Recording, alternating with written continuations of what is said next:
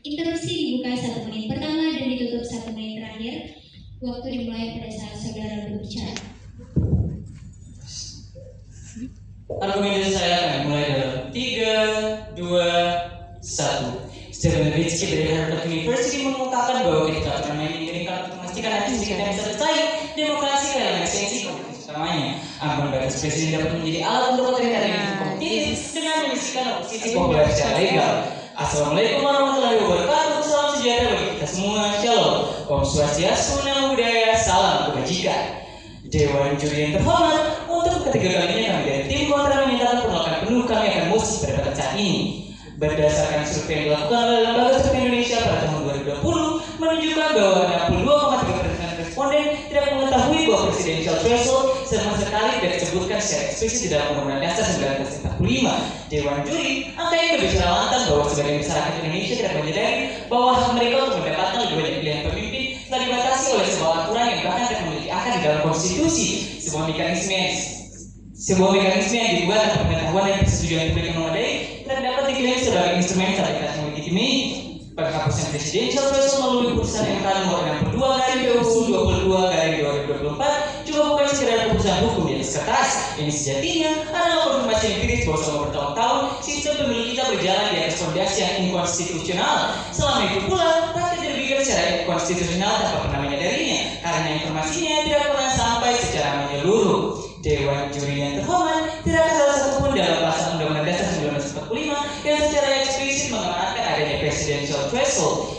Ini adalah fakta empiris yang tidak dapat terbantahkan karena keberadaannya merupakan produk rekayasa politik atau political engineering melalui undang-undang biasa, yang artinya ia bukan lagi dari kehendak konstitusi melainkan dari kehendak elit legislatif yang berkepentingan mempertahankan demokrasinya.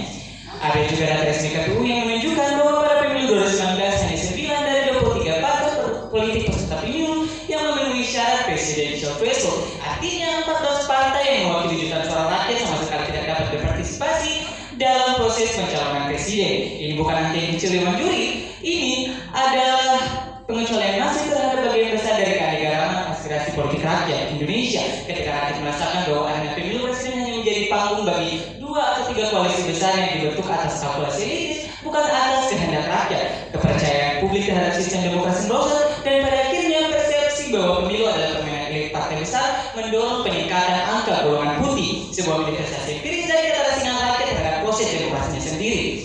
Melanjutkan ranah argumentasi saya Dewan juri yang terhormat, presidential threshold secara objektif menghambat lahirnya pemimpin-pemimpin baru yang tidak memiliki backingan partai besar. Bahkan jika mereka memiliki basis yang kuat di masyarakat, di kalangan generasi muda, di komunitas urban maupun di gerakan sipil, demokrasi yang sehat mencatatkan kompetisi terbuka dan inklusif secara rela bahwa presidential threshold telah membunuh inklusivitas tersebut. Dewan juri, selama presidential threshold diterapkan di Indonesia, sistem pemerintahan kita tidak serta-merta stabil. Yang ada adalah polarisasi yang tajam dan masif antar pendukung, terutama di Pilpres 2014 dan 2019, yang sebagian besar dipicu oleh minimnya alternatif kandidat. Ketika rakyat hanya dihadapkan 2 pilihan, perbedaan pendapat terkristalisasi menjadi pertentangan identitas yang dalam. Ini bukan stabilitas, ini adalah polarisasi yang dibiarkan berkembang oleh sistem. Tim Pro mengklaim bahwa tanpa presidential threshold stabilitas terancam, namun fakta komparatif membantah klaim ini secara telak. Amerika Serikat, Brasil, Argentina, Meksiko, dan Filipina, semua negara demokrasi presidensial yang tidak menerapkan presidential threshold tetap mampu menyelenggarakan pemilu yang kompetitif dan mempertahankan pemerintahan yang stabil dan fungsional. Tidak saudaraku, di negara-negara tersebut Dewan juri yang terhormat, partai kecil dan baru memiliki hak konstitusional yang sama dalam mengusung kandidat kepresidenan. Hasilnya bukan kekacauan, melainkan dinamika politik yang lebih sehat, rotasi kepemimpinan yang lebih organik, dan ininya melalui pencalonan oleh kekuatan partai tertentu. Silakan saudaraku. Jika benar bahwa suara rakyat adalah penentuan utama, bagaimana mungkin sistem tanpa penjaringan tidak menghasilkan kualitas yang usung dari pemerintah?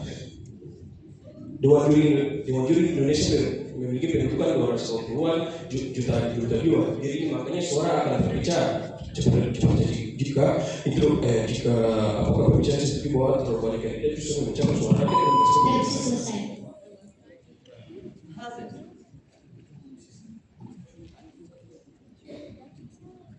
Hal tersebut sudah saya jelaskan di argumentasi saya sebelumnya, di mana Dewan juri yang ada di karena data dan berbagai studi komparatif politik menunjukkan bahwa stabilitas pemerintahan di negara-negara demokrasi tidak ditentukan oleh ada tidaknya pembantu pencalonan presiden, melainkan yang pertama kedewasaan demokrasi dan budaya politik masyarakat, yang kedua kualitas sistem checks and balances, yang ketiga koalisi yang dibangun atas dasar kesamaan visi dan program, serta empat kepercayaan publik terhadap institusi-institusi demokrasi. Tidak ada satu pun dari faktor ini memerlukan presidential threshold untuk berfungsi. Dewan juri yang terhormat, menjaga stabilitas bukan berarti memperlukan demokrasi. Membatasi siapa yang boleh bersaing, stabilitas itu adalah pengandalian kekuasaan. Kedaulatan rakyat bukanlah hak yang bisa dipaksa demi kenyamanan koalisi-koalisi besar. Sehingga kembali saya tegaskan bahwa kami berdiri di sini dan menolak mosi pada waktu kami saat ini. Sekian dan terima kasih, bangga menjadi tim kontra. Demikian